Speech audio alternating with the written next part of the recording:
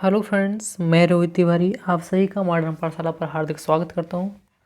आज की क्लास में करने वाले हैं हम हिंदी का पार्ट 2, जिसमें हम गद्यांश से जो क्वेश्चन बनते हैं उनको देखेंगे। गद्यांश, पद्यांश और कुछ पेडोलॉजी क्वेश्चन है।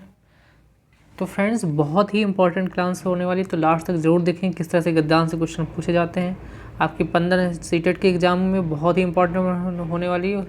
ये सीटेट में ही नहीं है, आपके यूपी टेट हो गया, एमपी टेट हो गया, ये इधर सब जगह पूछी जाती है। आपका राजस्थान में हो गया, तो सब जगह एग्ज़ाम में पूछी जाती है।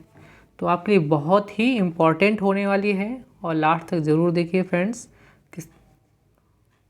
और जो फ्रेंड नए आए हैं वो लाइक कर दें और सब्सक्राइब कर लें चैनल को, ताकि आपको डेली क्लास मिल जाए, और बेल आइकन को ज़रूर प्रेस कर दें।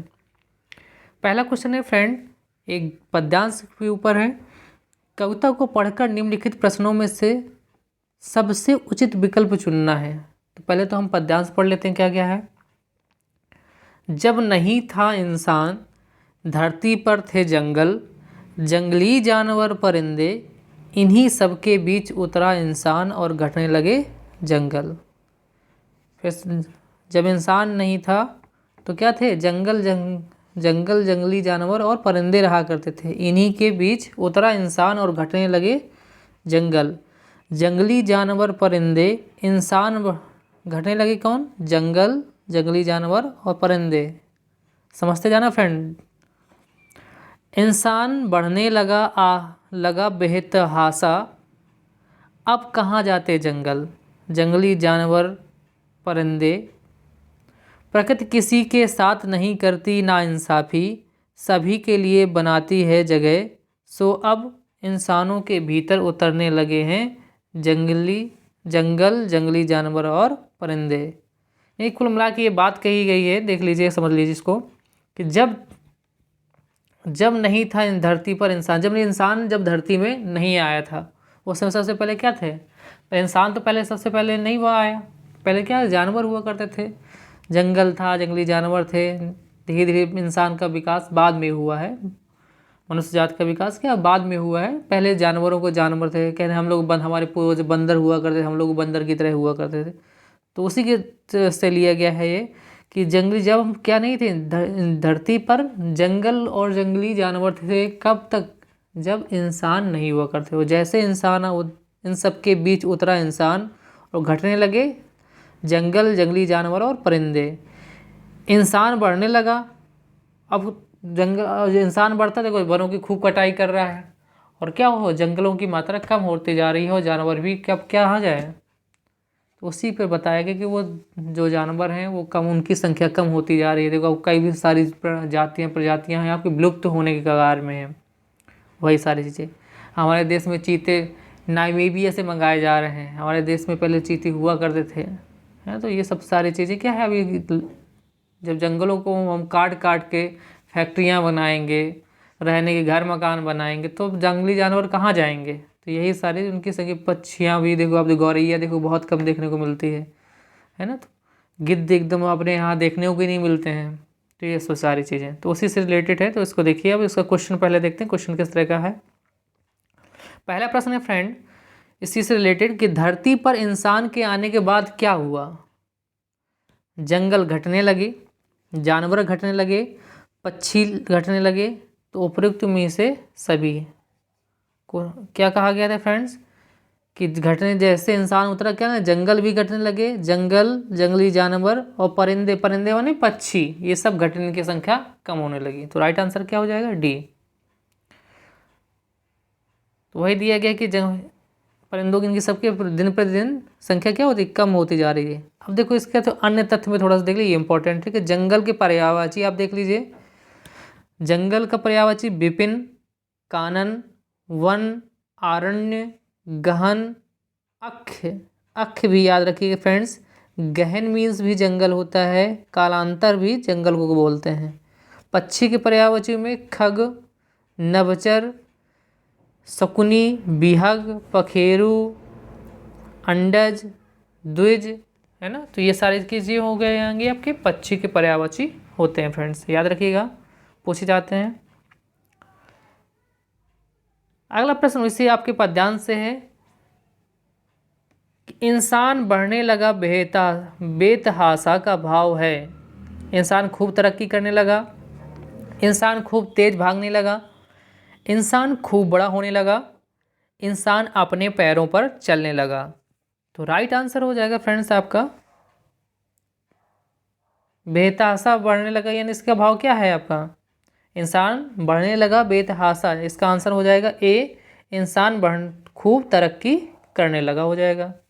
समझ में आ रहा होगा आप सभी को? बहुत इजी रहते हैं, फ्री के नंबर होते हैं। आप अब देखो इंसान के, वो तो आप समझ लिया, वो आंसर आप कर लिया। अब इंसान के पर्यायवाची नहीं, मनुष्य के पर्यायवाची देख लीजिए।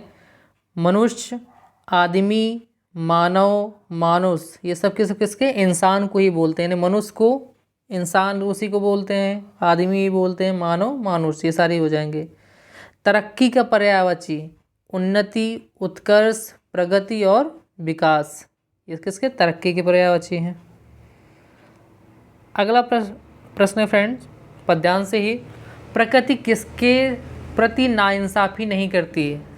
तो उसमें क्या किया कि प्रकृति किसी के साथ नाइंसाफ़ी नहीं करती है, वो चाहे जंगल के प्रति, पशु पक्षी के प्रति, इंसानों के प्रति। तो उपरोक्त क्या सभी के प्रति नाइंसाफ़ी नहीं करती है, सभी के साथ समान न्याय करती है।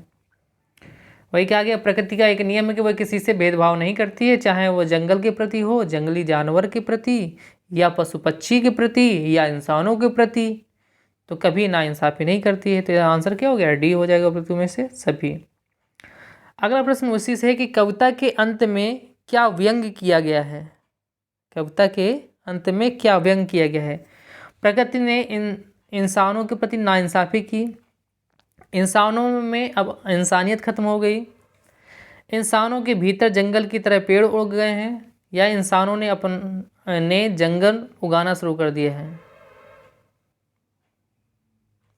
तो क्या हो जाएगा इसका राइट आंसर? बी, इंसानों में क्या हो गई है? इंसानियत खत्म हो गई है। क्या हो जाएगा आंसर? ये व्यंग क्या गया है कि अब कहाँ होते जंगल, तो क्या है इंसान के अंदर ही उतरने लगे। तो क्या होगा? इंसानियत, इंसान के अंदर क्या है? इंसानियत खत्म हो, दया के भाव खत्म होता जा रहा है। आप देखते होंगे फ्रेंड, किसी का रोड पे एक्सीडेंट हो जाता है, लोग अब उसका हेल्प नहीं करते, यानी कि एम्बुलेंस को बुला के उसकी मदद के हॉस्पिटल तक पहुँचाएँ, सेल्फी वीडियो बनाते हैं, बताते हैं सोशल मीडिया में, स्टेटस में लगाते हैं कि ये देखो इधर पे एक्सीडेंट हो गया। उसको ट्रीटमेंट और उसको फर्स्ट एड की एडिशन की ज़रूरत है, उसको प्राथमिक उपचार की ज़रूरत है, फर्स्ट ट्रीटमेंट उसको चाहिए। लेकिन ये इससे कोई मतलब नहीं है, उसके ब्लडिंग हो रहा है कि कुछ उसको बांध दें, कोई कपड़ा लेके बांध दें, कुछ हेल्प नहीं करते, बस सोशल मीडिया में छाना है। तो ये क्या है? इंसानियत का ख़त्म होना ही तो है फ्रेंड्स। तो आप लोग जो सारे क्लास दे रहे हैं, आप लोग थोड़ा सा इन चीज़ों से अवॉइड करिएगा, सोशल मीडिया से, कि आप फ़ोटो खींच रहे हैं, उस इंसान की मदद पहले ज़रूरी है, बात की सब चीज़ें हैं, है ना। आप किसी की मदद करेंगे तो आपको जब ज़रूरत पड़ेगी, आपके परिवार को भी ज़रूरत पड़ेगी, तो आपको भी मदद मिलेगी। मदद करने से मदद ख़त्म नहीं होती, आपको उसको किसी न किसी रूप में चैन बाई चैन आपको भी मिलती है फ्रेंड्स। तो इस चीज़ को याद रखिएगा आप लोग कि हमेशा दूसरों की मदद करिए। ठीक है फ्रेंड्स, चलिए आप पढ़ चुके हैं सारी चीज़ें। अब कहाँ जाते जंगल का भाव है कि अब जंगल कहीं जाने लायक नहीं है, अब जंगल खूब बढ़ने लगे हैं, अब जंगल समाप्त होने लगे हैं, अब जंगलों में परिंदे नहीं रहते। तो इसका ऑप्शन क्या सही हो जाएगा? सी, कि अब जंगल समाप्त होने लगे हैं। जब इंसान इतना ज़्यादा विकास कर रहा है, कटाई कर रहा है, तो जंगल क्या होने, जंगलों की संख्या कम होने लगी है। वही इसमें दिया गया है फ्रेंड्स। जंगल का पर्यायवाची नहीं है, बगीचा नहीं है, वन नहीं है, कानन नहीं है, अरण्य नहीं। तो आपको सीधे सीधे दिख रहा है कौन सा? बगीचा पर इसका पर्यायवाची नहीं है, जबकि वन हो गया, कानन, अरण्य, तो ये किसके पर्यायवाची हैं? जंगल के ही पर्यायवाची हैं। देख लीजिए, इसमें पर्यायवाची बहुत सारे यहाँ लेके आया हूँ मैं। दिए गए विकल्पों से जंगल का पर्यायवाची बगीचा नहीं है। तो बगीचा का पर्यायवाची क्या है? बगीचा का शब्द है फुलवारी, जंगल का शब्द एक ऐसा स्थान। देखो आप थोड़ा सा अंतर कर लीजिए फ्रेंड्स में। कुछ लोग कहते हैं बगीचा और जंगल में क्या अंतर है, वहाँ भी तो पेड़ होते हैं बगीचे में, लेकिन बगीचे और जंगल में बहुत अंतर होता है। तो जंगल का पर्यायवाची में देखो आपने विपन, कानन, वर्ण, आरण्य, गहन, अक्ष और कांतार पढ़ा है आपने। बगीचा शब्द क्या होता है? फुलवारी, जहाँ फूलों के भी क्या लगे होते हैं? फूलों, बहुत सारे फूलों के पौधे, पेड़ पौधे लगाए जाते हैं, फुलवारी होती है बगीचा। बगीचे में क्या होता है? फूलों की सुंदरता का बड़ा ध्यान दिया जाता है। जब भी जंगल में ऐसे क्या होते, कोई डिजाइन से बनाए, उधर पे बढ़िया क्यारी वगैरह बना के सेटिंग से पेड़ सब वो लगाए, तो जंगल जंगल होते हैं, जहाँ बनाया जौन पेड़ लगा है तो निकल आया है ना। तो ये सारी चीज़, जंगल शब्द का अर्थ है ऐसा स्थान जहाँ अनेक वृक्ष वनस्पति आप से मतलब अपने आप से उगाती हों और सघन वनस्पति वाला क्षेत्र वन अरण्य कहलाता है। जंगल ऐसा स्थान जहाँ पर अनेक वृक्ष वनस्पति अपने आप उगाती हों, और जब यही वन अगर बहुत सघन वनस्पति वाला क्षेत्र हो जाता है तो इसी को क्या बोलते हैं? वन या अरण्य या जंगल बोलते हैं। बगीचे के पर्यायवाची में बाग, वाटिका, उपवन, उद्यान, फुलवारी, बगिया आदि कहते हैं। जिन शब्दों के अर्थ में समानता होती है उन्हें समानार्थक या पर्यायवाची शब्द कहते हैं। ये दिए गया। इसी तरह अतिथि का मेहमान, अभ्यागत, आगंतुक, ये देखो एक्स्ट्रा में अन्य फैक्टर में लिख दिया है फ्रेंड्स। अतिथि का मीन्स मेहमान, अभ्यागत, आगंतुक, पाहुना। पाहुना कई बार पूछा गया फ्रेंड्स। अतिथि का ही पर्यायवाची क्या होता है? पाहुना। अलंकार का आभूषण, भूषण, विभूषण, विभूषण और गहना और जेवर। अहंकार, अब अहंकार का दंभ, किसी में कहे बड़ा दंभ है उसमें, गर्व, अभिमान, दर्प, मद, घमंड और मान, ये किसके पर्यायवाची हैं? अहंकार के पर्यायवाची हैं। ठीक है फ्रेंड्स, तो पर्यायवाची थोड़ी से हो गए ताकि आपको थोड़ा सा माइंड में सेट हो जाए कि सच पूछ ले कहीं, क्योंकि पद्यांश से रिलेटेड ही आपके व्याकरण पूछेगा, वो डायरेक्टली व्याकरण नहीं पूछेगा। आप पद्यांश से रिलेटेड कुछ वर्ड मिलेंगे, उसी से पर्यायवाची पूछ लेगा, उसी से आपके विशेषण पूछ लेगा, उसी से संज्ञा पूछ लेगा, तो इस तरह से पूछे। इसलिए बेसिक आपको व्याकरण आना जरूरी है इसमें सीटेट के एग्जाम में। ये नहीं कि आपको सोचे कि व्याकरण नहीं आती, व्याकरण आएगी, इससे रिलेटेड पूछेगी। आपको पद्यांश दे देगा, गद्यांश दे देगा, उससे कोई वर्ड उठा लेगा, उससे आपसे पूछ लेगा। तो आपको इस चीज़ में ध्यान देना है फ्रेंड्स, थोड़ा सा बेसिक आपको व्याकरण पढ़ के जानी है।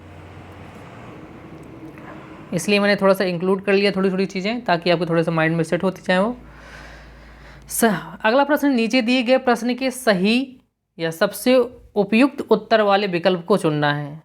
संज्ञान के स्तर पर विकसित, संज्ञान के स्तर पर विकसित डैश अन्य भाषाओं में आसानी से अनुदित होती है। व्याकरण क्षमता, तर्क क्षमता, भाषा क्षमता या ज्ञान क्षमता। तो इसका सबसे राइट आंसर, सबसे अच्छा आंसर हो जाएगा कि संज्ञान, किसी चीज़ के संज्ञान के स्तर पर सबसे आसानी से कौन सी चीज़ आपकी विकसित हो जाती है, अनुदित हो जाती है, तो होती है भाषा क्षमता। क्या हो जाती है फ्रेंड? भाषा क्षमता। देखिए अब इसको थोड़ा डिटेल में देख लेते हैं कैसे। संज्ञान के स्तर पर विकसित भाषा क्षमता अन्य भाषाओं में आसानी से अनुदित होती रहती है, क्योंकि संज्ञान उस मानसिक प्रक्रिया को संबोधित करता है जिसमें चिंतन, स्मरण, अधिगम, भाषा के प्रयोग आदि का समावेश होता है। बच्चों का संज्ञानात्मक विकास यथार्थ की एक अलग समझ पर आधारित होता है, जो परिपक्वता और अनुभव के साथ धीरे धीरे बदलता जाता है। बच्चों को जो संज्ञानात्मक विकास होता है वो यथार्थ की एक अलग तरह की समझ पर आधारित होता है। जैसे जैसे वो परिपक्व होता है, जैसे जैसे वो बड़ा होता है, उसी के और अनुभव के साथ धीरे धीरे वो बदलता जाता है, धीरे धीरे उसमें चेंजिंग होती जाती है। जैसे जैसे बड़ा होता जाता है वैसे भी चीज़ों को समझने लगता है, उसके सोचने के तरीके और उसको समझने के तरीके अलग अलग हो जाते हैं। ठीक है फ्रेंड्स, भाषा क्षमता क्या है इसको भी देख लेते हैं थोड़ा सा। भाषा क्षमता किसी भाषा की वह मानसिक क्षमता है जिसके आधार पर वह वाक्यों को सुनता, समझता एवं अभिव्यक्त करता है। यानी कुछ ही जिसके आधार पर क्या कर, वो मानसिक एक तरह की क्या है, मानसिक क्षमता है, व्यक्ति की वह मानसिक क्षमता है जिसके आधार पर वह वाक्यों को सुनता है, यानी श्रवण करता है, उसको फिर क्या है, समझता है, फिर अपने द्वारा अभिव्यक्त करता है, यानी अपने दूसरे को समझाता है, यानी अभिव्यक्त करता है, अपने अनुसार वो बताता है, इसे बोलते हैं अभिव्यक्त करना।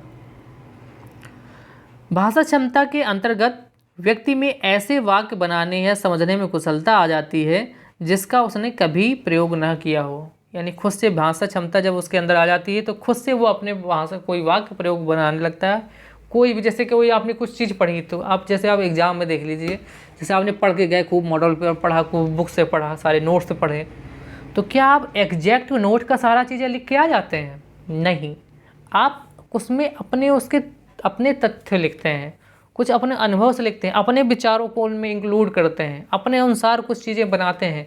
कई बार आप ऐसे देखते हो कि हमको कुछ नहीं आता है उस तरह का एग्जाम से क्वेश्चन से रिलेटेड, लेकिन उसके बारे में कुछ पढ़ रखा है तो हम उससे अपना पूरे क्वेश्चन का आंसर राइट कर देते हैं, लॉन्ग आंसर भी राइट कर देते हैं, बना बना के अपने मन से बना के हेडिंग से लिख लेते थे। तो ये सारी चीज़ें जिससे कहते हैं भाषा क्षमता की समझ होना। ठीक है, अगले प्रश्न की ओर चलते हैं फ्रेंड। व्याकरण पढ़ाने की आगमन विधि, व्याकरण पढ़ाने की आगमन विधि पर सर्वाधिक बल देती है। जो व्याकरण होती है पढ़ाने की आगमन विधि डैश पर सर्वाधिक बल देती है, उदाहरणों पर, मानकता पर, या नियमों पर, या परिभाषा पर। तो सर्वाधिक बल की बात की गई है, देती तो सभी में है, लेकिन सर्वाधिक बल कहाँ देती है? तो व्याकरण में देखा होगा एक उदाहरण पर फोकस किया जाता है, तुरंत जैसे कोई चीज़ समझाई गई उसका उदाहरण जरूर दिया जाता है, तो कि उदाहरणों पर सर्वाधिक बल देती है। देखा होगा व्याकरण में जैसे संज्ञा की परिभाषा दी गई, जैसे तो संज्ञा की परिभाषा देने के बाद तुरंत उसमें क्या देंगे? उदाहरण देंगे कि ये जैसे संज्ञा क्या होता है? किसी व्यक्ति या वस्तु का, प्राणी का, स्थान का नाम होता है, तो तुरंत देंगे जैसे राम, स्थान का नाम जैसे आगरा, कोई इमारत का नाम रख दिया ताजमहल, तो ये क्या होगी? संज्ञा दे दी गई। ये सारी चीज़ें क्या होती है? उसके उदाहरण तुरंत दीजिए, उदाहरणों पर सर्वाधिक बल देती है ताकि वो सारी चीज़ें ज़्यादा समझ में आ जाएं। तो वही दिया कि आगमन विधि में बालक स्वयं तथ्यों, प्रयोगों एवं उदाहरणों की सहायता से किसी सूत्र या नियम विशेष का ज्ञान प्राप्त करता है तथा पूर्ण रूप से सक्रिय रहता है। अतः एक विधि द्वारा अर्जित किया गया ज्ञान ठोस एवं अधिक स्थायी होता है। एक इस तरह से जब पढ़ते हैं तो वो चीज़ स्थायी हो जाती है। जैसे हम कोई चीज़ याद कर लेते हैं व्याकरण वाली चीज़ें, तो क्या जल्दी से भूलती हैं? कभी नहीं भूलती, अच्छे से याद हो जाती हैं। तो ये क्या ज़्यादा इसका ठोस और अधिक स्थायी ज्ञान होता है इस तरह का। आगमन विधि उस विधि को कहते हैं जिसमें विशेष तथ्यों या घटनाओं के निरीक्षण तथा विश्लेषण द्वारा समान नियमों अथवा सिद्धांतों का निर्माण किया जाता है। इसको देख लीजिए फिर फ्रेंड्स, कई बार पूछा जा सकता है, तो आप समझने के लिए ज़्यादा जरूरी है कि इससे रिलेटेड कहीं पूछ ना ले। आगमन विधि उस विधि को कहते हैं जिसमें विशेष तथ्यों तथा घटनाओं के निरीक्षण तथा विश्लेषण द्वारा समान नियमों अथवा सिद्धांतों का निर्माण किया जाता है। उसे क्या बोलते हैं? आगमन विधि बोलते हैं। ठीक है फ्रेंड, विशेष तरह के तथ्यों या घटनाओं का क्या करते हैं? निरीक्षण करते हैं और उसमें उनका विश्लेषण करते हैं समान नियमों के आधार पर, और सिद्धांतों का निर्माण किया जाता है। वही आपको क्या हो जाता है? आपका आगमन विधि कहलाती है। अगला प्रश्न है फ्रेंड, प्राथमिक स्तर पर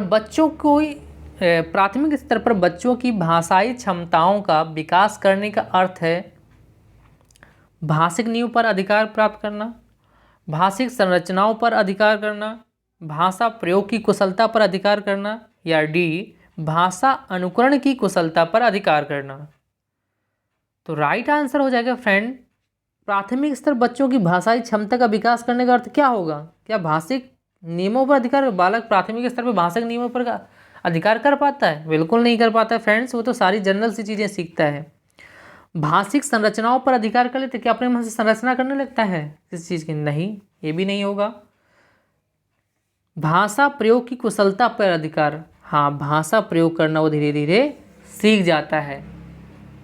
ठीक है फ्रेंड, भाषा कुशल प्रयोग करना वो धीरे धीरे से सीखता है। इस चीज़ को क्या भाषा प्रयोग की कुशलता पर अपना अधिकार कर लेता है। भाषा अनुकरण की कुशलता, अनुकरण इतना अच्छे से नहीं कर पाता, लेकिन क्या इसका सबसे अच्छा राइट आंसर हो जाएगा डी वाला, तो सही है लेकिन इतना अच्छा नहीं है, लेकिन सबसे अच्छा क्या आंसर है आपका? सी नंबर, भाषा प्रयोग की कुशलता पर अधिकार। ये देखो दिया गया है, प्राथमिक स्तर पर बालक जो भाषा शिक्षण का प्रमुख उद्देश्य होता है वो कि बच्चे किसी बात को सुनकर या समझ पाएं, अनौपचारिक तरह के माहौल में प्रभावी ढंग से अपनी बात रख पाएं। आकलन का उद्देश्य बच्चों की अभिवृत्ति, क्षमता तथा ज्ञान का स्तर इत्यादि का मापन करना होता है। भाषाई क्षमता किसको किसको प्रभावित करने वाले कारक क्या होते हैं? मानसिक स्थिति, शारीरिक परिस्थिति और पारिवारिक परिस्थिति। ये सब चीज़ भाषा क्षमता पर क्या है? प्रभावित करने वाले कारक हो। किसी बालक का मानसिक स्थिति अच्छी नहीं तो वो भाषा को अधिग्रहण करने की क्षमता उसकी अच्छी नहीं होगी, उसका जो उसका भाषा को सीखने या समझने का तरीका होगा वो उतना अच्छा नहीं होगा। शारीरिक तरह से अगर वो वीकनेस है, किसी अस्वस्थ है, तब भी उसको ये कार्य प्रभावित करेगा। पारिवारिक उसका जो वातावरण है वो सही नहीं, घर का माहौल, तो उतनी अच्छी जैसा माहौल सीखे, जैसे उसके परिवार में भाषा का प्रयोग किया जाता है उसी तरह से वो चीज़ें को बोलता है। तो वही उसी तरह से उसकी भाषा की व्यक्त करने की, विचारों को रखने की जो कला होती है वो उसी तरह से होती है। तो कहते हैं एक भी कहा कि बाढ़े पूत पिता के धर्मा, तो एक सही कहा कि जैसे पिता होते हैं या परिवार, पिता से मतलब परिवार का जैसा माहौल हो तो वैसे बच्चे के अंदर वैसे सिद्धांत, वैसे ही बोलने की तरीका, यानी नैतिकता, उसके कर्म जो होते हैं वो उसी के अकॉर्डिंग होते हैं, है ना। कुछ उग्र स्वभाव के होते हैं, कई बच्चे बचपन से ही गालियाँ देना शुरू करते हैं, है ना, लड़ना, इस तरह के सब सारी माहौल में इसमें आपको पारिवारिक परिस्थिति भी इसमें कार्यरत रहती है प्रभावित करने वाले कारकों में। अगला प्रश्न है फ्रेंड, निम्नलिखित में से कौन सी श्रवण कौशल शिक्षण का महत्व नहीं है? पूछा गया है निम्नलिखित में से कौन सा श्रवण कौशल शिक्षण का महत्व नहीं है। नहीं पर विशेष ध्यान दीजिएगा फ्रेंड। आप लोग कभी भी वहाँ पर जल्दीबाजी करेंगे, एक तो ऑनलाइन एग्जाम होता है, वहाँ पर अब बहुत ध्यान से पढ़ना है आपको कि नहीं लगा है कि नहीं लगा है। पता है आपने देखा, पहला ऑप्शन देखा कि वही दिखा तो बस मार के आगे निकल गया, ऐसा नहीं करना है। तो ये पहला ऑप्शन दिया गया है वाचन कौशल का विकास, बी लेखन कौशल का विकास, विकास लिखा है, विकास है फ्रेंड ये, व्यक्तित्व का विकास, डी मौखिक कौशल का विकास। तो हम जब श्रवण कौशल शिक्षण की बात करते हैं तो इसमें वाचन कौशल का विकास भी हम करते हैं, लेखन कौशल का भी विकास करते हैं और व्यक्तित्व के भी विकास की बात करते हैं, लेकिन मौखिक कौशल का विकास की हम बात नहीं करते हैं श्रवण कौशल में। ठीक है फ्रेंड्स, तो ये हो जाएगा, ये नहीं होता है, इसलिए ये आंसर क्या हो जाएगा? नहीं पूछा है तो हमारा आंसर क्या हो गया? डी। देख लीजिए, श्रवण कौशल अन्य भाषाई कौशलों को विकसित करने का प्रमुख आधार है। श्रवण कौशल शिक्षण के महत्व क्या क्या, अब इनको यहाँ महत्व को नोट डाउन कर लीजिएगा फ्रेंड। आप स्क्रीनशॉट ले लीजिएगा या पीडीएफ आपको टेलीग्राम लिंक में मिल जाएगी और लिंक डिस्क्रिप्शन पे आपको दे दिया जाता है, तो वहाँ से जाके आप डाउनलोड कर लीजिएगा इसको, या आप अब यही स्क्रीनशॉट ले लीजिएगा, इन चीज़ को देखिएगा। तो श्रवण कौशल शिक्षण के महत्व कौन कौन से होते हैं? ध्वनियों के सूक्ष्म अंतर को पहचानना, पहला महत्व क्या है? ध्वनियों के सूक्ष्म अंतर को पहचानना, उनको कि क्या अंतर है। जैसे आ जैसे बड़ा बोला गया तो क्या छोटा है कि बड़ा है, छोटी की बड़ी है, इस तरह का, है ना। तो इस चीज़ को पहचानना, अंग है, चंद्र है तो चांद बिंदी लगेगी, तो ये सब चीज़ों को पहचानना है क्या होता है? ध्वनि के सूक्ष्म अंतर को पहचानना। ठीक है, दूसरा कार्य क्या है, उसका महत्व क्या है? अध्ययन की आधारशिला रखना, अध्ययन की आधारशिला बनाना। फिर भाषा शिक्षण के उद्देश्यों की प्राप्ति करना, वाचन कौशल का विकास करना, लेखन कौशल का विकास करना, व्यक्तित्व का विकास करना, और आपका लास्ट में विभिन्न सांस्कृतिक व साहित्यिक एवं सांस्कृतिक कार्यक्रमों की प्राप्ति में सहायता करना। ये सब क्या हैं आपके श्रवण कौशल शिक्षण के महत्व हैं फ्रेंड्स। आप इसके स्क्रीनशॉट ले लीजिएगा और अच्छे से पढ़ लीजिएगा क्या क्या होता है। ध्वनियों का सूक्ष्म अंतर को पहचानना, अध्ययन की आधारशिला रखना, भाषा शिक्षण के उद्देश्यों की प्राप्ति करना, वाचन कौशल का विकास करना, लेखन कौशल का विकास करना, व्यक्तित्व का विकास करना। जब इन सब चीज़ों का विकास, उसके व्यक्तित्व में भी थोड़ा विकास होगा, उसका परिवर्तन आएगा, है ना। विभिन्न साहित्यिक व सांस्कृतिक कार्यक्रमों में प्राप्ति करना। ठीक है फ्रेंड्स, तो ये हो गया आपका भाषा शिक्षण, श्रवण कौशल शिक्षण का महत्व। फिर से अब आपके सामने है गद्यांश। अभी हमने पहला क्वेश्चन किया था पद्यांश से, अब ये यहाँ पर गद्यांश, उसको ध्यान से पढ़ लीजिएगा। फिर उसके बाद हम इसको लगाएं। इस तरह के क्वेश्चन आपको सीटेट में जरूर देखने को मिलता है, इसको ध्यान से पढ़ समझिएगा। कह रहा है कि शिक्षा कि बैंकिंग अवधारणा, बैंकिंग कॉन्सेप्ट में ज्ञान एक उपहार होता है जो स्वयं को ज्ञानवान समझने वालों के द्वारा उनको दिया जाता है। स्वयं को ज्ञानवान समझने वाला, यहाँ शिक्षक की बात हो रही है फ्रेंड, स्वयं को ज्ञानवान समझने वालों के द्वारा उनको दिया जाता है, यानी शिक्षार्थियों को दिया जाता है, जिन्हें वे नितांत अज्ञानी मानते हैं। नितांत मीन्स होता है बिल्कुल, नितांत मीन्स क्या होता है फ्रेंड, बिल्कुल क्या मानते हैं, अज्ञानी मानते हैं। दूसरों को परम अज्ञानी बताना उत्पीड़न की विचारधारा की विशेषता है। दूसरों को अज्ञानी बताना क्या है, विचार, एक तरह की विचारधारा है कि बड़ी विशेषता है इसकी। वह शिक्षा और ज्ञान को जिज्ञासा की प्रक्रिया नहीं मानती।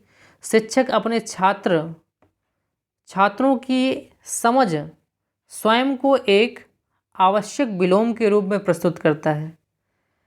तो जो शिक्षक, ये जिज्ञासा प्रक्रिया नहीं मानती, शिक्षक अपने छात्रों के समक्ष क्या आ गया है, क्या करते हैं, छात्रों के समक्ष स्वयं को क्या मानते हैं, एक आवश्यक विलोम के रूप में प्रस्तुत करता है कि इनको कुछ नहीं आता है, ये बिल्कुल नितांत है। यानी नितांत क्या है, अज्ञानी है, और मैं इनके सामने अपने आप को विलोम में अपने आप को बहुत, उसके विलोम क्या, अपने आप को बहुत ज्ञानी समझते हैं। उसी के बारे में ये बात की गई है। उन्हें परम अज्ञानी मानकर वह अपने अस्तित्व को औचित्य सिद्ध करता है।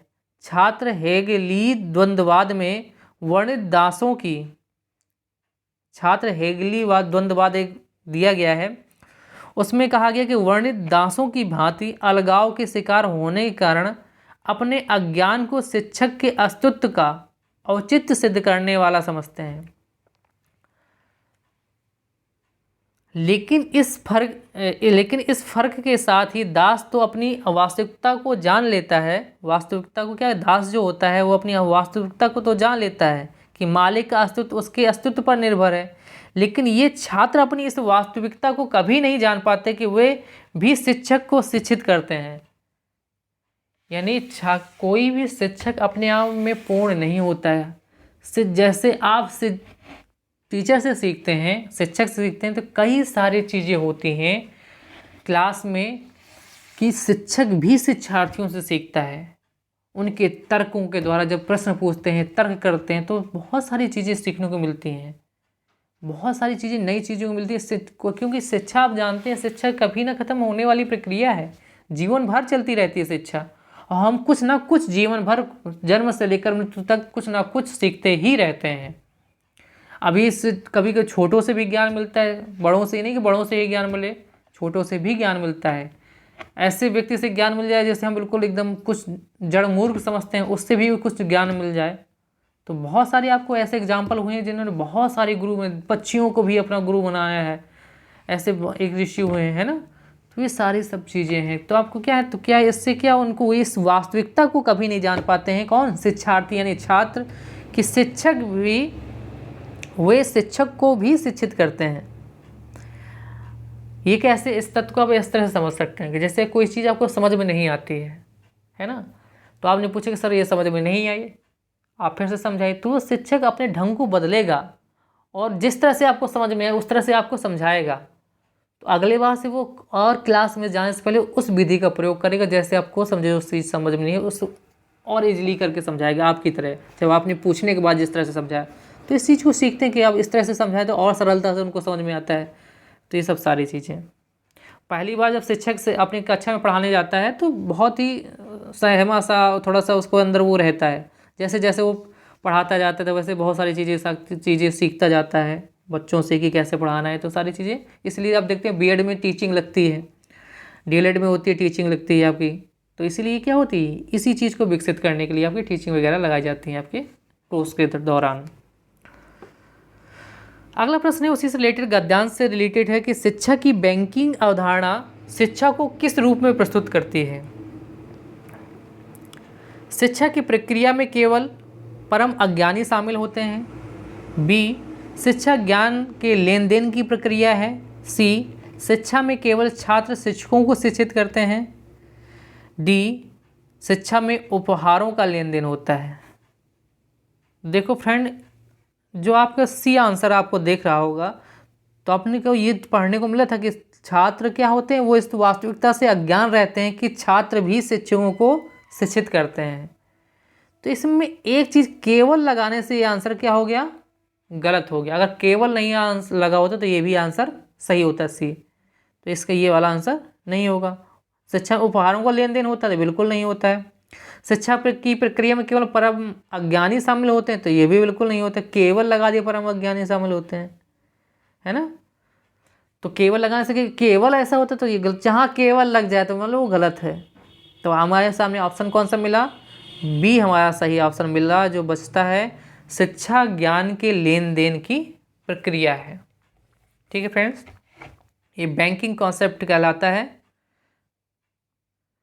शिक्षा की बैंकिंग अवधारणा या बैंकिंग कॉन्सेप्ट में ज्ञान एक उपहार होता है जो स्वयं को ज्ञानवान समझने वालों के द्वारा उनको दिया जाता है, जिन्हें वे नितांत यानी बिल्कुल अज्ञानी मानते हैं। अतः गद्य के अनुसार शिक्षा के ज्ञान के लेन देन की प्रक्रिया है।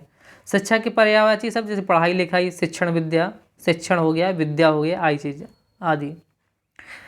गद्यांश के अनुसार छात्र, अब अगला प्रश्न फ्रेंड, गद्यांश के अनुसार छात्र अपनी किस वास्तविकता को नहीं जान पाते हैं। तो हमने लास्ट में पढ़ा, लास्ट में ये चीज दी गई थी कि शिक्षक ज्ञानवान है, शिक्षक में ज्ञान ही सर्वोपरि है, शिक्षक पूर्णतः शिक्षित नहीं है या वे अज्ञानी हैं। तो शिक्षक ज्ञानवान है तो सबको जानता है, तभी तो वो पढ़ा रहा है। शिक्षा में ज्ञान ही सर्वोपरि, ये भी आप सबसे मानते हैं बच्चे। वे ज्ञानी हैं, ये भी समझते हैं कि हमको कुछ नहीं आता है तभी तो हम पढ़ रहे हैं ना, टीचर की ज़रूरत है, खुद से नहीं पढ़ सकते। तो ये सही, तो ये ज़्यादा अगर ऑप्शन आपके तीनों ऑप्शन सही नहीं, आपका जो सी नंबर का आंसर है, ऑप्शन जो दिया गया है, यही आपका आंसर हो जाएगा सबसे अच्छा, कि शिक्षक पूर्णतः शिक्षित नहीं है। हम लोग इस वास्तविकता को नहीं जानते कि शिक्षक भी शिक्षार्थियों से सीखते हैं। या कोई भी कहे टीचर कि मैं अपने आप में फुल पूर्णतः ज्ञानी हूँ, मैं ही आपको कह दूँ कि मुझे बहुत कुछ आता है, या कोई भी टीचर किसी चीज़ को कहे कि मुझे पूर्ण चीज़ों का ज्ञान है, तो ऐसा नहीं है फ्रेंड्स। आप कोई भी चीज़ अपने में पूर्ण नहीं हो सकता है। एक कुछ ना कुछ हर पल कुछ ना कुछ सीखता रहता है, कोई ना कोई उससे ज़्यादा ज्ञानवान है। वो जब अपने सामने दूसरे को देखता है तो उससे ज़्यादा ज्ञान है ना। तो ये क्या है, कोई भी शिक्षा अपने आप में पूर्ण नहीं होती है फ्रेंड्स। कोई भी शिक्षक भी अपने आप में पूर्ण नहीं होता है। वो एक अच्छा स्टूडेंट ही रहता है, और एक अच्छा स्टूडेंट शिक्षक भी क्या होता है, अच्छा स्टूडेंट होने के साथ में हमेशा वो कुछ ना कुछ पढ़ता रहता है, नहीं तो और अपने ज्ञान के वर्धन के लिए। ठीक है फ्रेंड्स, तो इसका राइट आंसर क्या हो गया, शिक्षक पूर्ण शिक्षित नहीं है। यही कुछ चीज़ को समझाया गया यहाँ पर। छात्र शिक्षक पूर्णतः शिक्षित नहीं है, इस वास्तविकता को नहीं जान पाते हैं, क्योंकि शिक्षक अपने छात्रों के समक्ष स्वयं को एक आवश्यक विलोम के रूप में प्रस्तुत करता है। गद्यांश से स्पष्ट है कि छात्र अपनी इस वास्तविकता को कभी नहीं जान पाते हैं कि वे भी शिक्षक को शिक्षित करते हैं।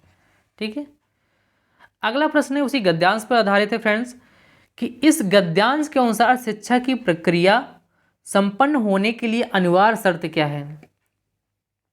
शिक्षक की उपस्थिति, शिक्षक का परम ज्ञानवान होना, छात्र का परम अज्ञानी होना, छात्रों का सीखने के लिए उत्सुक होना। शिक्षा की प्रक्रिया के लिए तो शिक्षक के लिए सबसे अनिवार्य शर्त होती है फ्रेंड ए, शिक्षक की उपस्थिति। अगर कक्षा में शिक्षक की उपस्थिति में तो कैसी प्रक्रिया कैसे चलेगी, क्योंकि शिक्षक और शिक्षार्थी यानी टीचर और स्टूडेंट के बीच में ही तो शिक्षा का प्रक्रिया चलती है ना। तो सबसे अनिवार्य चीज़ क्या होती है, दोनों हो। जब छात्र होगा और शिक्षक होगा तभी तो क्या है, ये शिक्षा की प्रक्रिया चलेगी।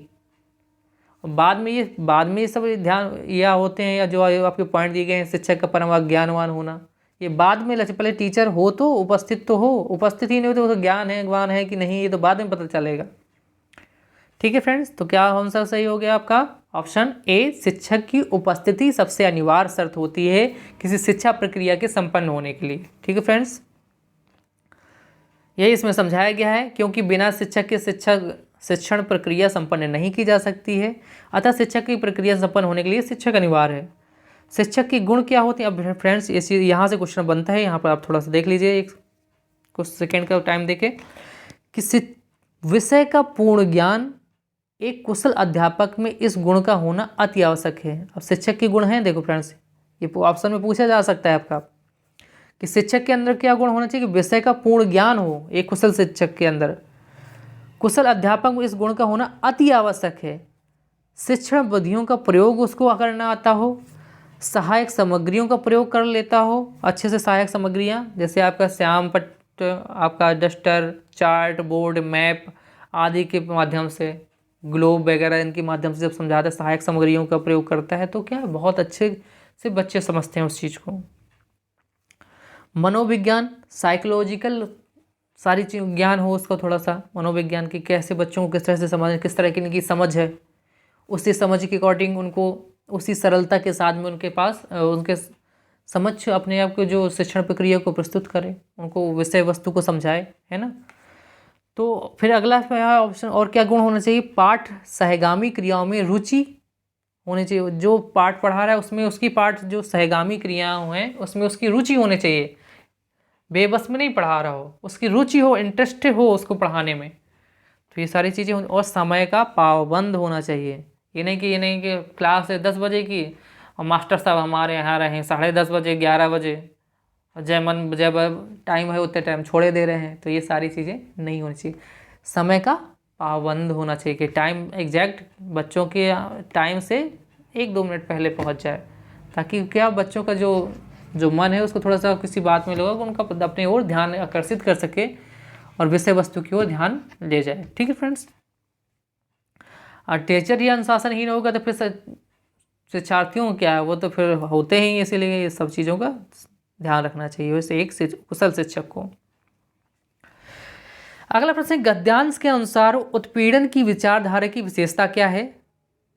ए, शिक्षा ज्ञान का उपहार है, शिक्षक श्रेष्ठ और छात्र हीन है, सी, आदर्श शिक्षक सदैव उत्पीड़क होता है, डी, परम अज्ञानियों का शोषण अनिवार्य है।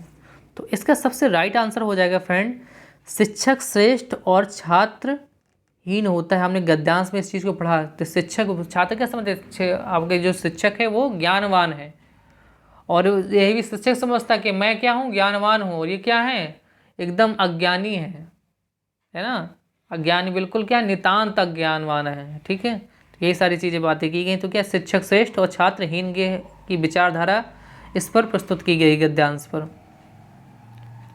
यही चीज़ इसमें बताया गया, दूसरों को परम अज्ञानी बताना ही शिक्षक श्रेष्ठ है और छात्रहीन उत्पीड़न की विचारधारा की विशेषता है। कभी उत्पीड़न की विचारधारा यही होती है, पूछा जाए उत्पीड़न विचारधारा की विशेषता क्या होती है, वो यही होती है कि क्या होता है, शिक्षक को श्रेष्ठ मानती है और छात्रों को हीन समझती है। गद्यांश के अनुसार जो ज्ञानवान समझने वालों के द्वारा उनको दिया जाता है जिन्हें वे नितांत अज्ञानी मानते हैं, दूसरों को परम अज्ञानी बताना उत्पीड़न की विचारधारा की विशेषता होती है। अगला प्रश्न है उसी से, गद्यांश में डैश पर करारा व्यंग किया गया है, ज्ञानवान व्यक्तियों पर, उत्पीड़ितों की दशा पर, शिक्षितों की दशा पर, या शिक्षक छात्र के मध्य संबंध। तो पूरी बात में गद्यांश हमने क्या देखा, यही तो देखना है, शिक्षक छात्र को क्या समझ रहा है, छात्र शिक्षक को क्या समझ रहा है। तो क्या हो, शिक्षक और छात्र के मध्य संबंध यानी रिलेशन क्या है, इस चीज़ की चर्चा की गई है पूरे इस गद्यांश पे। तो राइट आंसर हमारा क्या हो जाएगा, डी, शिक्षक और छात्र के मध्य संबंध। अगला प्रश्न है फ्रेंड, जिज्ञासा शब्द से बनने वाला विशेषण है। जिज्ञासी, जिज्ञासा वाला, जिज्ञासु, जिज्ञासाशील। तो राइट आंसर हो जाएगा फ्रेंड सी, जिज्ञासु। क्या हो जाएगा, जिज्ञासा से क्या बनेगा, विशेषण लगेंगे, तो क्या बन जाएगा, जिज्ञासु एक विशेषण है, वो बड़ा जिज्ञासु किस्म का बच्चा है, तो क्या होगा, विशेषण हो जाएगा जिज्ञासु, जब जिज्ञास वाला नहीं होगा। जिज्ञास वाला अब क्या, जिज्ञासाशील, ये भाववाचक संज्ञा पहुंच जाएगी, विशेषण नहीं होगा फ्रेंड्स। तो यही सारी चीज़ें क्या हो गई, देख लीजिए। जिज्ञासा शब्द से बनने वाला आपका विशेषण क्या हो गया, जिज्ञासु। जिज्ञासा का अर्थ क्या होता है, जानने की इच्छा या ज्ञान की चाह है। जिज्ञासा का समानार्थी अब थोड़ा सा देख लीजिए, उत्कंठा, उत्सुकता होना, कौतूहल होना, कुतूहल, कौतूहल और कुतूहल, प्रबल और या इच्छा, ये सब क्या है, जिज्ञासा की ही समानार्थी है। विशेषण क्या होता है, संज्ञा या सर्वनाम की विशेषता बताने वाले शब्दों को हम क्या बोलते हैं, विशेषण बोलते हैं। जैसे उदाहरण, अच्छा लड़का, तो इसमें लड़का कैसा है, अच्छा लड़का, तो अच्छा क्या हो गए, विशेषता। जैसे काला घोड़ा, तो घोड़ा क्या हो गया, विशेष से है, और विशेषता क्या है आपकी, काला, तो घोड़ा है कैसा, काला, तो क्या हो गया, काला शब्द क्या है आपका, विशेषण है। और इसी तरह पूछे तो विशेष से क्या होता है, जिस विशेषण जिनकी विशेषता पर बताते हैं वो क्या होते हैं, विशेष होते हैं, यानी संज्ञा शब्द या सर्वनाम शब्द वो क्या होते हैं आपके, विशेष होते हैं। ठीक है, प्राविशेषण भी यहीं पर देखे, याद कर लीजिए कि प्राविशेषण क्या होते हैं, जो विशेषणों की विशेषता बताते हैं। याद रखिएगा, थोड़ा सा डिफरेंस करिएगा। विशेषण क्या होते हैं, जो संज्ञा या सर्वनाम शब्दों की विशेषता बताते हैं वो क्या होते हैं, विशेषण होते हैं। या इसी को दूसरी भाषा में कहें तो विशेष की विशेषता बताते हैं, यानी विशेषण जिनकी केवल विशेषता, विशेष की बात करें तो यानी विशेष यानी संज्ञा या सर्वनाम से समय, विशेष शब्द आप पूछ रहे हैं विशेष क्या है, तो विशेष या संज्ञा सर्वनाम शब्द जो होते हैं उन्हीं को विशेष कहते हैं। विशेष शब्दों की ही विशेषता विशेषण बताता है, लेकिन विशेषण की जो विशेषता बताता है, नहीं विशेषण की विशेषता, तो वो क्या कहलाते हैं, प्राविशेषण कहते हैं। जैसे बोल दिया गया आपका कोई जैसे एग्जाम्पल ले लिया गया कि बहुत सुंदर लड़की या बहुत अच्छा घर, अच्छा क्या होगी, विशेषता होगी, विशेषण हो गया, लेकिन बहुत शब्द जो लगा है वो क्या है, प्राविशेषण है। ठीक है, एकदम जैसे नारंगी, एकदम सिंदूरी लाल सेब, तो सिंदूरी लाल, लाल क्या होगी, विशेषण हो गया, लेकिन सिंदूरी लाल सेब, तो ये क्या हो गया आपका, प्राविशेषण हो गया, सिंदूरी शब्द, इस क्या हो गया, प्राविशेषण। विशेषण कितने प्रकार के होते हैं, विशेषण 5 प्रकार के होते हैं, गुणवाचक विशेषण, परिमाणवाचक विशेषण, संख्यावाचक विशेषण, सार्वनामिक विशेषण और व्यक्तिवाचक विशेषण। ये पांचों विशेषण के नाम याद रखिएगा। पूछ ली कई बार, पूछ ली विशेषण कितने प्रकार के होते हैं, जैसे गद्यांश में ही पूछ ली विशेषण कितने प्रकार के होते हैं, तो 5 प्रकार के होते हैं। उसको क्वेश्चन बनाना है, कहीं से भी बना सकता है, व्याकरण को कहीं भी इंक्लूड कर सकता है व्याकरण को। अगला प्रश्न है, किस शब्द में 2 प्रत्ययों का प्रयोग हुआ है, वास्तविकता में, ज्ञानवान शब्द में, या विशेषता में, या विचारधारा में। तो देखिएगा फ्रेंड्स, वास्तविकता में तो वास्तव एक शब्द होता है, इसी को देखो वास्तव, और फिर वास्तव के साथ क्या जोड़ा, इक, और इसमें क्या जोड़ दिया गया, ता, तो क्या बन गया, वास्तविकता। तो 2 प्रत्यय किसमें दिख रहे हैं हमको, पहले वाले ऑप्शन में देखने को मिल रहे हैं, क्या इनमें दिख रहे हैं, बी सी डी में, ज्ञानवान, तो ज्ञान में वान आन जोड़ा है प्रत्यय, है ना, वान प्रत्यय जोड़ा है। विशेष में ता प्रत्यय जोड़ा, केवल एक प्रत्यय है। विचारधारा में विचारधारा और धारा प्रत्यय है आपका, क्या हो गया, विचार और धारा 2 अलग अलग शब्द हैं, तो इसमें प्रत्यय नहीं है। किसमें 2 प्रत्यय हैं, वास्तविकता में, वास्तव धन इक धनता, तो क्या हो जाएगा, वास्तविकता। तो राइट आंसर क्या हो गया आपका, कहाँ चला गया फ्रेंड्स, 1 मिनट,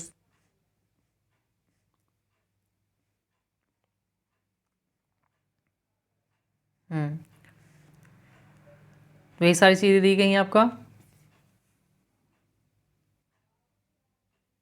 ये यहाँ पर समझाया गया। प्रत्यय क्या होते हैं, मूल शब्द तथा प्रत्यय शब्द नया शब्द बनता है। जैसे मनुष्यता में मनुष्य धनता, प्रत्यय के 2 प्रकार के प्रत्यय होते हैं, कृत प्रत्यय और तद्धित प्रत्यय, 2 प्रकार के प्रत्यय होते हैं, याद रखिए फ्रेंड्स। अगला प्रश्न है, प्रस्तुत गद्यांश में नितांत शब्द का अर्थ क्या है। जो हमने अभी ये सब गद्यांश से ही क्वेश्चन है चल रहे हैं अभी, देखिए एक गद्यांश से कितने सारे क्वेश्चन बन रहे हैं, इसी तरह से कुछ भी क्वेश्चन बन सकता है फ्रेंड्स। तो आपको बहुत अच्छे से गद्यांश को अगर समझ लिया तो थोड़ा गद्यांश को अच्छे से पढ़ लीजिएगा, तो आपको बार बार गद्यांश नहीं देखना, उसी से आपके आंसर निकल आएंगे। पूछा गया गद्यांश में नितांत का शब्द का अर्थ क्या है, तो केवल, एकांत, बहुत या बिल्कुल। मैं कई बार देखो पढ़ते पढ़ते कई बार इस चीज़ की चर्चा की, तो इसको क्या बोलते हैं, बिल्कुल बोलते हैं। नितांत मीन्स बिल्कुल। कई बार इस तरह की गद्यांश में यूज किया गया है, नितांत अज्ञानी है, बिल्कुल अज्ञानी है। अगला प्रश्न है फ्रेंड, उन्हें परम अज्ञानी मानकर वह अपने अस्तित्व का औचित्य सिद्ध करता है, तो रेखांकित शब्द की जगह किस शब्द का प्रयोग किया जा सकता है, तो सिद्ध शब्द को रेखांकित किया गया है, तो इसमें क्या प्रयोग कर सकते हैं, प्रामाणिक शब्द को प्रयोग कर सकते हैं, या प्रतिफलित, या अंतर्निहित, या प्रतिस्थापना। तो सिद्ध का समानार्थी आपको जोड़िए, तो सबसे अच्छा शब्द क्या बनेगा, प्रामाणित। अस्तित्व को प्रमाणित करता है या अस्तित्व को सिद्ध करता है। प्रतिफलित शब्द सही नहीं लगेगा, सबसे सही क्या लग रहा है, अस्तित्व को प्रमाणित करता है। ठीक है, राइट आंसर क्या हो जाएगा, ए। ये सारी चीज बताई गई है कि यहाँ क्या हो जाएगा। अंतर्निहित का शब्द क्या होता है, अंदर छिपा हुआ या समाहित। प्रस्थापना शब्द का प्रतिस्थापना शब्द का अर्थ क्या होता है, किसी व्यक्ति के स्थान पर अन्य व्यक्ति को रखना। प्रतिफलित शब्द का अर्थ क्या होता है, जो प्रतिफल के रूप में हो। ठीक है फ्रेंड्स। अगला प्रश्न है फ्रेंड, जो किसी भाषा के लिखित एवं मौखिक रूपों का शुद्ध ज्ञान कराता है उसे क्या बोलते हैं, शास्त्र, कला, व्याकरण, या कौशल। तो आप सबको पता है फ्रेंड्स का राइट आंसर क्या हो जाएगा, सी, व्याकरण। किसी भी भाषा को लिखित और मौखिक रूप का शुद्ध ज्ञान कराने को कौन कराता है, व्याकरण ही कहलाती है। व्याकरण वह शास्त्र है जो हमें सही तरह से किसी भाषा को सही तरह से बोलना, लिखना, पढ़ना, ये सारी चीज़ें सिखाती है, वही हमारी व्याकरण होती है।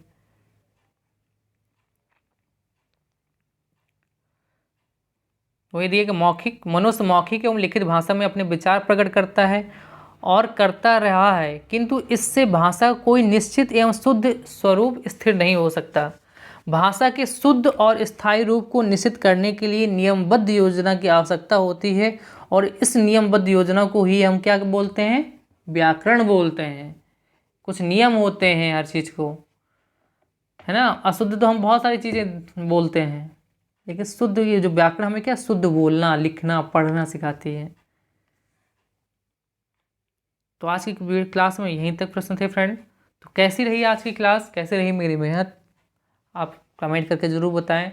जो और सेशन को ज़रूर लाइक कर लें, सभी लोग जिन्होंने लाइक नहीं किया है। जो फ्रेंड्स नए हैं, देख रहे हैं, प्लीज़ उसे इसको आप सब्सक्राइब कर लीजिए चैनल को। बगल में बेल आइकन होगी, उसको प्रेस कर लीजिए, ताकि जैसे आपको वीडियो मिले तो आपके यहाँ इन्फॉर्मेशन आपके पास पहुँच जाए और आप उसे देख सकें वीडियो को timely.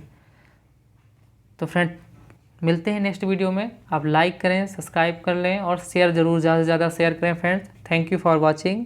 Please subscribe, like and share. मिलते हैं नेक्स्ट वीडियो में।